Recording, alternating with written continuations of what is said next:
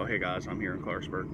I'm at a house associated with probably the most famous person from Clarksburg, and I'll get to that in a second. This house, I believe, is the oldest existing house in the town.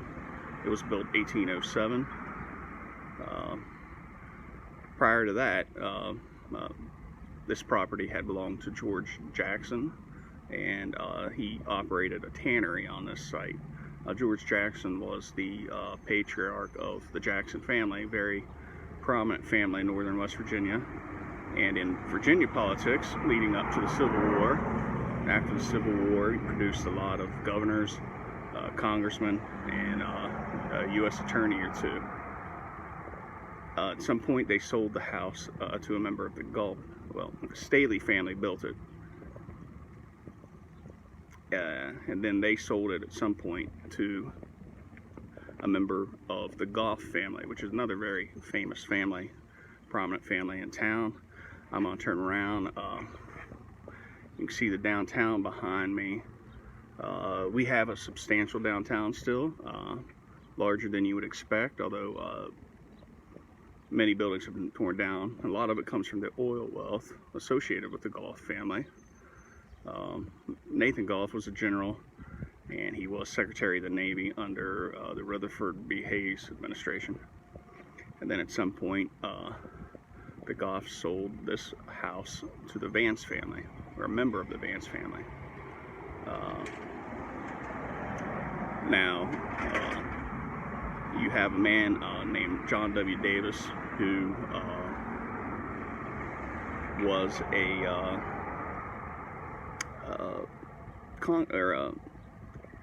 lawyer who ran for president in 1924, what was referred to as the Klan-baked Democrat National Convention, where the Ku Klux Klan was very strong in the Democrat Party, but the Democrats weren't entirely happy with that. And so after 100-some rounds of voting, they settled on John W. Davis as their compromise candidate, and he lost to Calvin Coolidge in 1924. He was, as I said, an attorney. He argued a Youngstown steel and tube case, which limited the power of the president to seize property in times of war, and another case having to do with school segregation, which he lost, fortunately. He was the uncle of the person I'm referring to as the most famous person in Clarksburg history, which would be Cyrus Vance Sr. Now, Cyrus Vance was raised in this home and moved away early in life. His mom lived in this home until her death in 1967, at which time the Historical Society purchased it through a public fundraiser. He was also a lawyer, but served on I believe he commanded maybe a gunboat in World War II, and then became an assistant secretary of defense under Nixon. And he came very, very close to, Secretary of Defense under LBJ, very, very close to negotiating a peace in Vietnam, but Nixon interfered in the Paris negotiations around 1970 and screwed it up. He negotiated under Carter. He was the Secretary of State, negotiated the return of the Panama Canal to them, the treaty between Egypt and Israel, the peace treaty.